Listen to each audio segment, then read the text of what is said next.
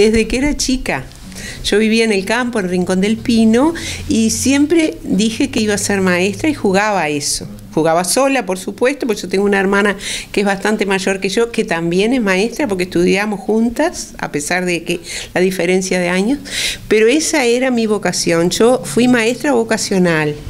Después, bueno, traté de ejercer esa vocación lo mejor que pude. Yo te decía ahora, hace un ratito fuera del micrófono, que cuando yo jugaba a las maestras hacía lo que quería. Claro. Luego, en la profesión y en la realidad, no siempre se puede hacer lo que uno quiere, no con respecto a los alumnos, sino con respecto a la profesión en sí, ¿verdad? En el último, yo trabajé hasta el 2009 inclusive. En el último tiempo de mi trabajo teníamos lo que se llama libertad de cátedra, dentro de un programa, por supuesto, cumpliendo un programa, pero como profesionales de la educación que somos, porque a veces nos olvidamos de eso, que somos profesionales de la educación, y es que estamos a un nivel terciario, aunque no haya sido reconocido debidamente. Teníamos dentro de esa pauta, que es el programa que tiene que existir, la libertad de adecuarlo, que me parece que es la mejor manera, a la realidad que cada uno vive. Y eso es criterio docente. Todos los maestros sabemos qué grupos y qué tipo de alumnos tenemos por delante.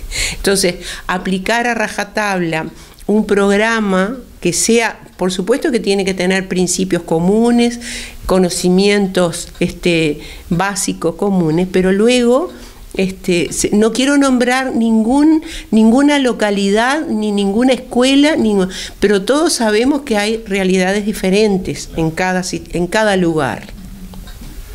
Eso es lo primero que me viene a pensar la educación, que por más que esté jubilada y por más que yo diga que no me digan más maestra, porque en una época perdí hasta el apellido, era solo lo que vos dijiste, la maestra Pilar, no nada. Por supuesto que sigo preocupada por la educación y hasta ocupada sin trabajar como maestra, pero sí me llama el tema educativo.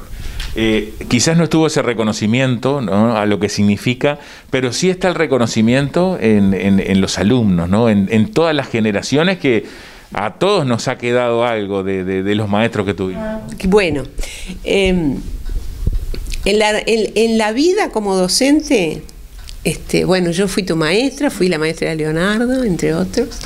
En la vida docente, uno a veces no llega a calibrar lo que significa para los alumnos, para la familia. Yo he tenido la suerte que después que me retiré, he tenido muy buena relación con los exalumnos, en general digo, porque trabajé 35 años. Entonces, casi 36. Entonces, en esa cantidad de años, y trabajé 15 años, los últimos 15 en doble turno además. Entonces, en esa cantidad de años, yo no voy a decir que me querían todos. Seguramente había muchos que no. Pero he tenido una muy buena relación y me los encuentro, y por supuesto que me acuerdo más de los alumnos, de los exalumnos que viven acá en Libertad, porque lo he seguido viendo. Pero de cualquier manera me he encontrado muchas veces con otros que me dicen maestra, y yo ya sé que no son de Libertad. Porque los de Libertad yo les he ido conduciendo, que no me digan más maestra, que me digan Pilar Aseca.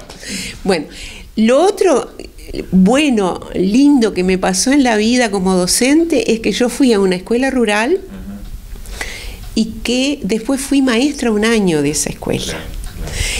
Y que aún hoy tenemos un grupo de WhatsApp donde están donde estamos compañeros de la escuela, y yo también tengo como compañeros de grupo a exalumnos. Eso es algo, acá en la Escuela 49, por ejemplo, hay una cantidad de docentes que fueron alumnas porque son de Libertad, pero en mi caso, que yo fui a una escuela rural, es como una cosa diferente. Para mí es una cosa diferente.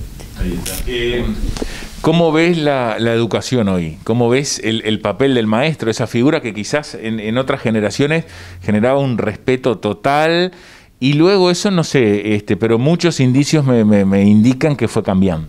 Sí, yo creo que me retiré en el momento justo, por varias cosas, por la edad que yo tenía, por los años de trabajo, por todo lo que a mí me gustó trabajar como docente, y siempre dije, cuando sienta que yo no puedo, que me empiezan a molestar los niños o los padres o los compañeros, me voy a ir. Pero además tenía la edad para irme.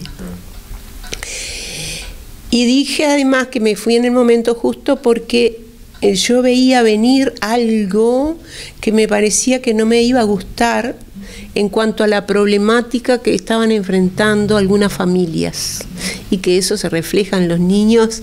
Los padres no se imaginan cómo se refleja eso en los niños. A veces hasta en la manera de escribir.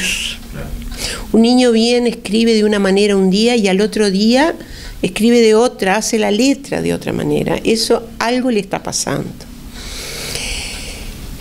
Y han ocurrido cosas cosas violentas con los docentes.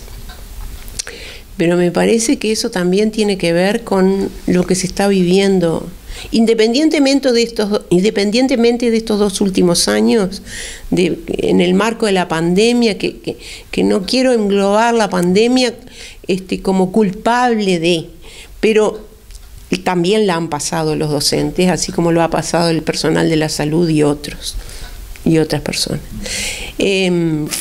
Me parece que eso que pasa en el tema del relacionamiento con los docentes, me parece que está pasando en otros lugares.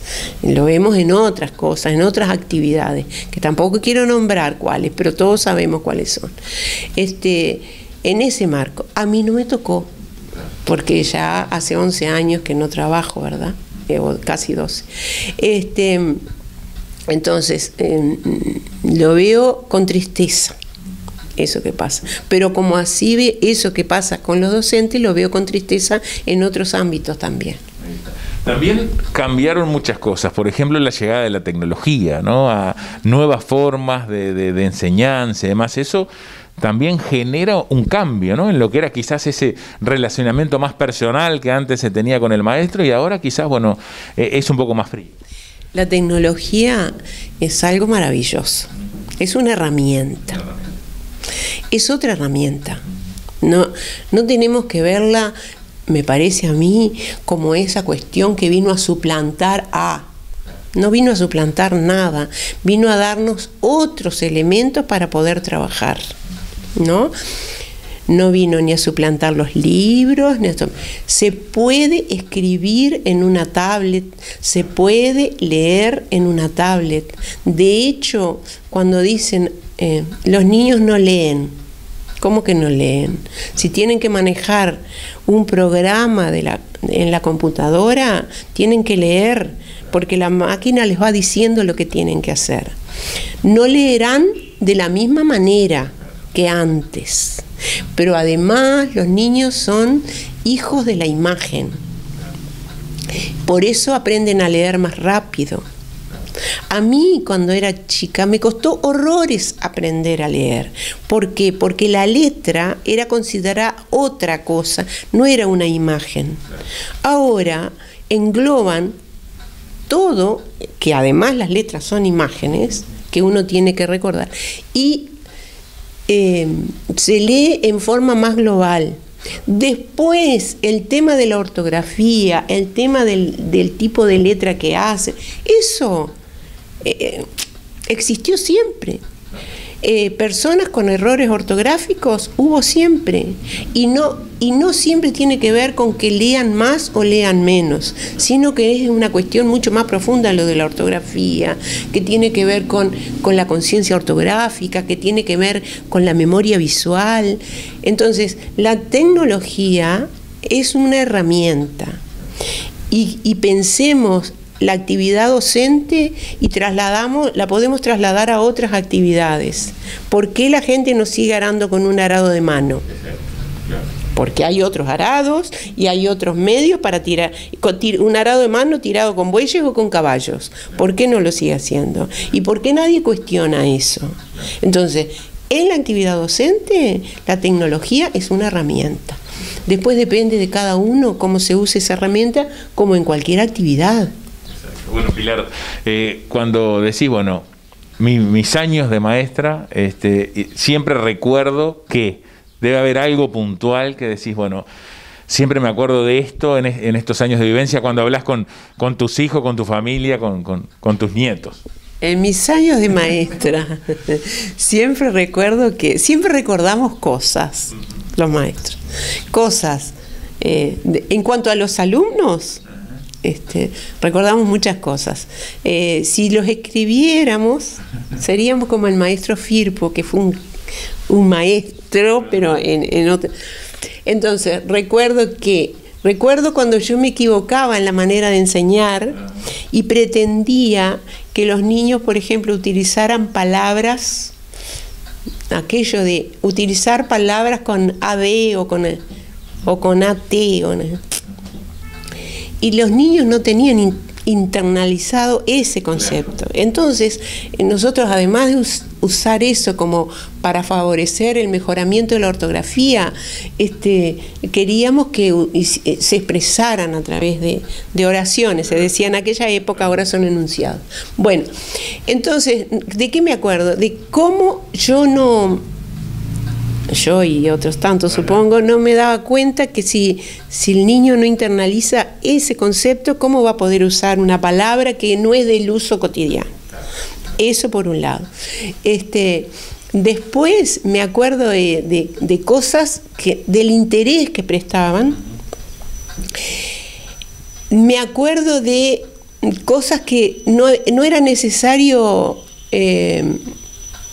sobre todo en el último tiempo. No sé si me veían tan grande que decían capaz que no era necesario de aquello de la maestra gritona y todo aquello, sino que también yo tuve la ventaja de que fui maestra de quinto y de sexto muchos años, ¿no? Y de sexto muchísimo. Entonces el maestro de sexto lo que viene es a tratar de recomponer cosas, pero la relación con los alumnos es mucho más de grandes. Entonces, ¿de qué me acuerdo? De que podía conversar, que era solo con el diálogo, generalmente se solucionaban las cosas. Y a veces no era necesario ni hablar, mirar y hacerme como que ¿qué pasó acá? Y bueno, y es eso lo que me acuerdo. Y además trato de recordar, por supuesto que recuerdo a alumnos que eran fatales, y alumnos que me costaba que aprendieran y todo eso, pero siempre rescato esas cosas que eran las más positivas de la tarea.